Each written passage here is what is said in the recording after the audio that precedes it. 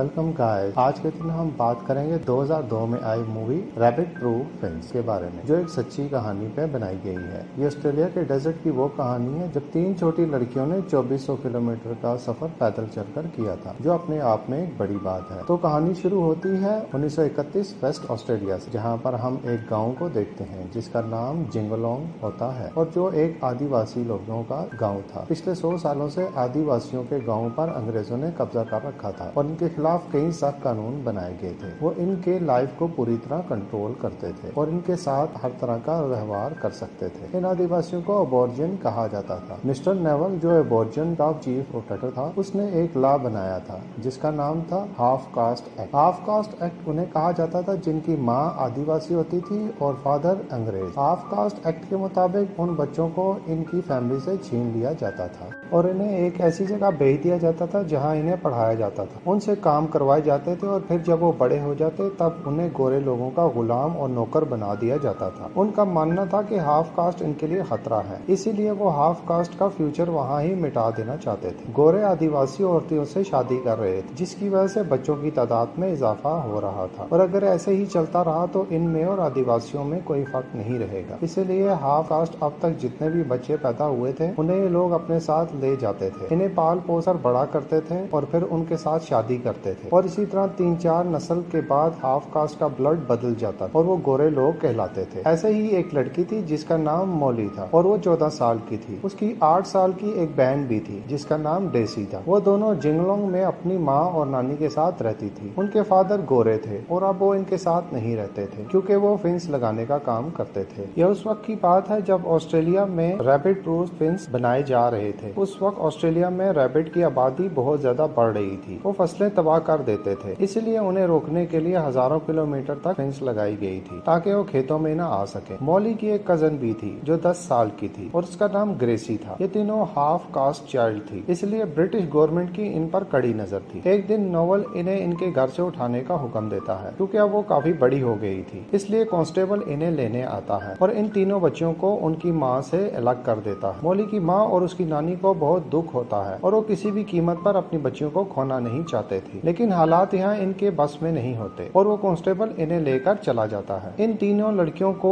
मोर river centre की जगह पर लाया जाता है जो कि इनके घर से 1200 माइल दूर थी। इस जगह पर कुछ नन्स काम करती थी जो सभी हाफ कास्ट बच्चों को काम करना सिखाती थी, साथ ही इनका ख्याल भी रखती थी। लेकिन ये जगह किसी जेल से कम नहीं थी। इन तीनों लड़कियों को ये जगह बिल्कुल भी पसंद नहीं आती। यहाँ का खाना और यहाँ के तौर तरीके इन तीनों को अजीबो गरीब लगते थे। एक दिन यहाँ पे नेवल आता है और वो बच्चों की स्किन चेक करने लगता है और अगर किसी कोई गोरा बच्चा मिल गया तो उसे गोरे बच्चों के स्कूल में शिफ्ट कर दिया जाएगा जहां उनको अच्छे तरीके से पढ़ाया जाता है। बड़े होकर वो बच्चे फिर गोरों की कम्युनिटी का हिस्सा बन जाएंगे। नेवल मॉली की स्किन भी चेक करता है, लेकिन मॉली इस टेस्ट में पास नहीं होती। अब एक दिन एक ट्रैकर नाम का आदमी एक लड़की को यहाँ पर लेकर आता है। दरअसल ये लड़की अपने बॉयफ्रेंड से मिलने के लिए यहाँ से भाग कर गई थी और जो बच्चा यहाँ से भाग कर जाता है उसे ट्रैकर ढूंढ कर वापिस लेकर आता है क्योंकि ट्रैकर पैरों के निशान ट्रैक कर सकता था, इसलिए कोई भी ट्रैकर से बच नहीं पाता। अब इस लड़की को एक केबल में बंद करके बहुत ज्यादा मारा जाता है। ये सब दूर खड़े मॉली और उसकी बहन देख रही थी। उस रात मॉली को नींद नहीं आती, इससे ये जगह और यहाँ के लोग बिल्कुल भी पसंद नहीं थे। साथ ही उसे अपनी माँ की भी बहुत याद आ रही होती है, इसलिए अगली सुबह जब सब बच्चे चर्च में होते हैं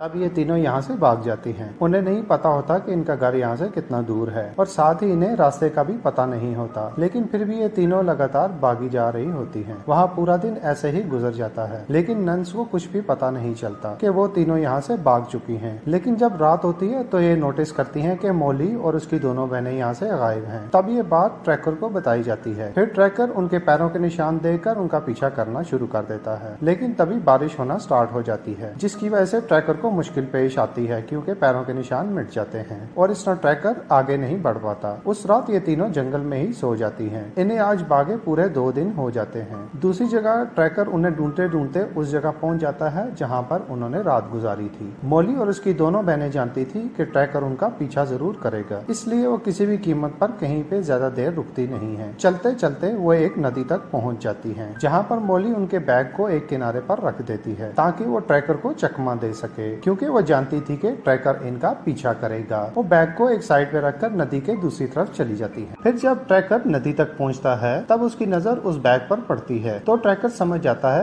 कि ये उनकी चाल है। वो नदी क्रॉस करता है पर उसे अब पैरों के निशान नहीं मिल रहे होते। ये तीनों उसको देखकर छुप जाती हैं और ट्रैकर वहाँ से आगे निकल जाता है। अब ये तीनों वहाँ से आगे बढ़ती हैं लेकिन इनको बहुत भूख लग रही होती है। तभी इन्हें दो आदमी दिखाई देते हैं जो कि इन्हीं की तरह आदिवासी थे और इन दोनों के पास खाना भी होता है। ये दोनों इन तीनों के कपड़े देखकर पहचान जाते हैं कि ये लोग वहाँ कैंप से भागकर आए हैं। फिर ये दोनों मौली से पूछते हैं कि तुम लोग कहाँ जा रहे हो। मौली कहती है कि हम जेंगलोंग जा रहे हैं। ये सुनकर वो आदमी से कहता है कि तुम्हारा रास्ता बहुत लंबा है। मौली कहती है कि हाँ मैं जानती हूँ। अब वो मौली को एक माचिस और मांस का एक टुकड़ा देता है और साथ भी वो ये भी कहता है कि हमने ट्रैकर को नदी के किनारे पर देखा था, आप लोग उससे बचकर रहना। यहाँ नेवल को पता चलता है कि तीनों लड़कियां कैंप से भाग निकली हैं, लेकिन ट्रैकर उनका पीछा कर रहा था। वो एक नदी के बाद उनका पीछा नहीं कर पा रहा क्योंकि ट्रैकर को पैरों के निशान नहीं मिल रहे थे। और जब मौली की माम को पता चलता है कि बेटियां कैंप से भाग निकली हैं, तब वो बहुत खुश होती है क्योंकि वो चाहती थी कि उसकी बेटियां घर आ जाएं। यहाँ हम मौली को देखते हैं जो एक घर में जाती है और यहाँ मुर्गियों के अंडे चुराने लगती है, लेकिन तभी वहाँ एक औरत आ जाती है और वो औरत मौली को अपने पास बुलाती है। वो औरत उसे डांटने के बजाय उसे खाना और कपड़े देती है जिन्हें लेकर मौली और उसकी बहनें वहाँ से जाने लगती हैं। तभी वो मौली को बताती है कि उन लड़कों से दूर रहना, वो फेंस के पास खरगोश का शिकार करने जा रहे हैं। मौली उससे पूछती है कि वो फेंस किस तरफ है। तब वो औरत बताती है कि वो ईस्ट की तरफ है। अब ये तीनों यहाँ से निकल जाती हैं और अब मौली किसी तरह भी उस फेंस तक पहुँचना चाहती थी क्योंकि यही फेंस उनके गाँव से भी होकर गुजरती है। इसीलिए इसे लगता है कि अगर वो फेंस के सहारे चलेगी तो ये लोग अपने घर जल्दी पहुँच जाएंगे। अब इन्हें कैंप से भागे हुए पूरा 1 महीना हो जाता है और अब ये तीनों फेंस तक पहुँच जाती हैं। ये तीनों बहुत ही खुश थी क्योंकि अब ये फेंस के सहारे बहुत ही जल्दी अपने घर पहुँच जाएंगी जहाँ उसकी माम उसका इंतजार कर रही होती है। यहाँ नेवल मिस्टर को पता चलता है कि वो तीनों लड़कियां फेंस के सहारे आगे बढ़ रही हैं, इसलिए वो मैप देखकर कैलकुलेट करता है कि कुछ ही दिनों तक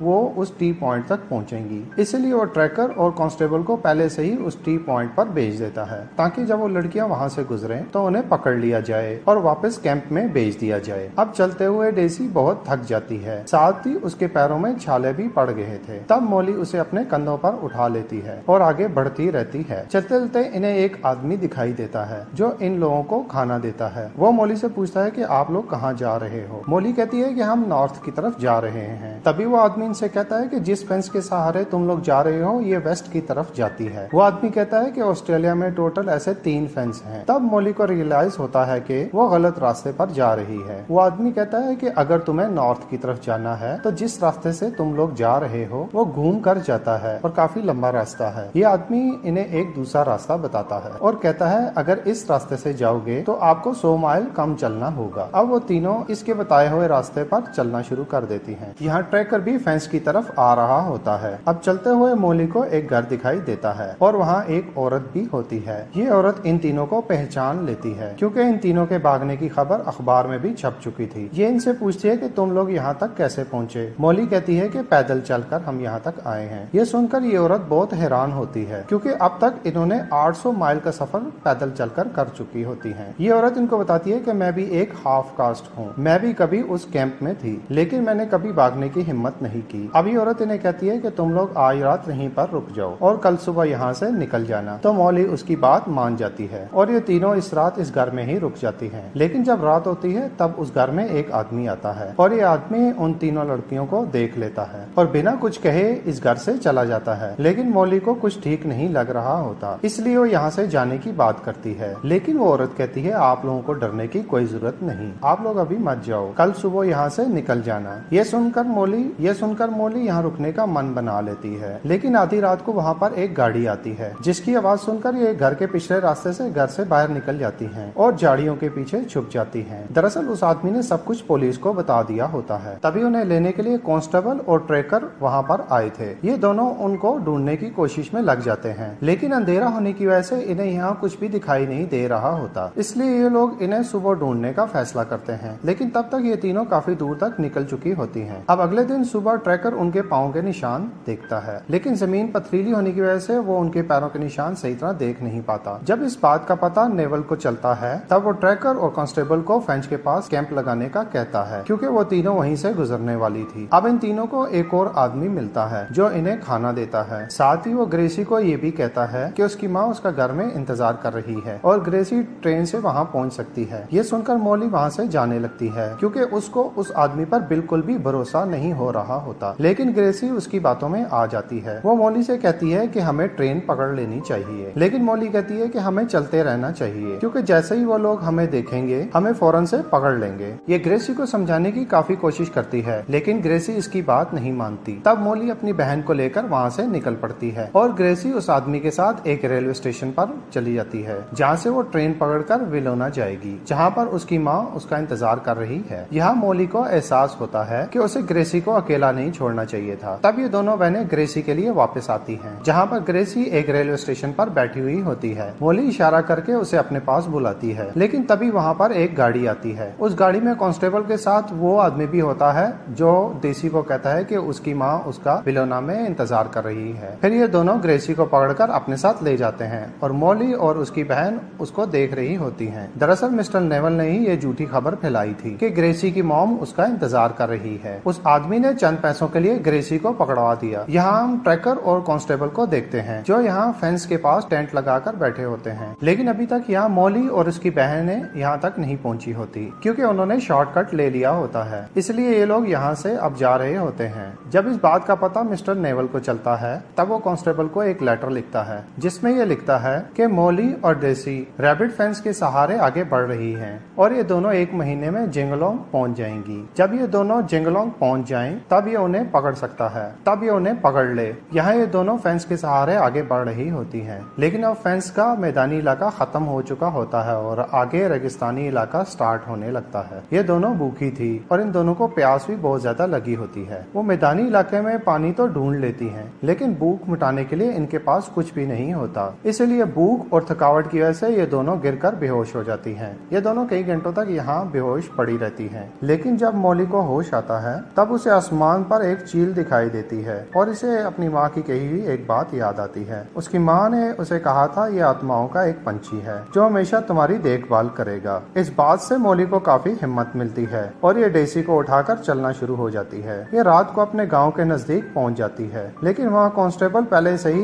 गाँव में इसका इंतजार कर रहा होता है। कांस्टेबल ढूंढता हुआ इनकी माँ के पास आता है, पर मॉली की माँ के पास एक नुकीली लकड़ी होती है जिसे देखकर कांस्टेबल डर जाता है और वहाँ से चला जाता है। उसके जाते ही वहाँ पे मॉली और डेसी आ जाते हैं और ये दोनों भागकर अपनी माँ और नानी के गले लग जाते हैं। ये लोग अपनी माँ और नानी को बताते हैं कि वो लोग ग्रेसी को पकड़कर फिर से ले गए हैं। अब मॉली की माँ और नानी इन दोनों को लेकर जिंगलोंग से चले जाते हैं ताकि नेवल के आदमी इन्हें ढूंढ न सके। दूसरी तरफ हम नेवल को देखते हैं जो फंड की कमी की वजह से इस केस को बंद कर देता है। मॉली और डेसी ने 9 हफ्ते यानी कि 63 दिनों में 2400 किलोमीटर का सफर तय किया था, जो शायद कोई भी आसानी से न कर पाए। उनकी एज सिर्फ 14 और 8 साल थी और इतनी एज में उन्होंने ये कारनामा करके दुनिया को हैरान कर दिया। इन्होंने इस सफर में कई मुसीबतों का सामना किया होता है, लेकिन दोनों ने कभी हार नहीं मानी थी। मूवी के एंड में हमें मॉली और डेसी की असल फुटेज भी दिखाई जाती है। ये बताती है कि इसके बाद इन्होंने ग्रेसी को कभी भी नहीं देखा क्योंकि उसकी मौत हो गई थी। मॉली कहती है कि उसने आगे जाकर शादी की और इसकी 2 बेटियां हुई